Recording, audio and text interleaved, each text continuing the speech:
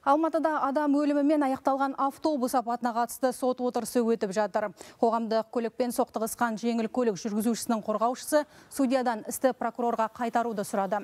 Адвокаттың сөзінше тергеудің аяқталғаны туралы іс материалымен адвокатты айыпталушы да таныспаған. Судья қорғаушының өтінішін қарап, шешімді ертең қабылдайтынын айтты. Қылмыстық істі Алматы аудандық қылмыстық істер жөніндегі соты қарап жатыр. Алдын ала тыңдалымға мемлекеттік айыптаушы жеңіл көліктің жүргізушісі мен қорғаушысы және жәбірленушілер қатысты.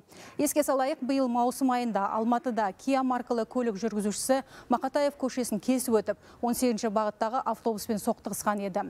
Оқиға салдарынан автобустағы 25 жолаушы зардап шегіп, бір адам көз жұмған.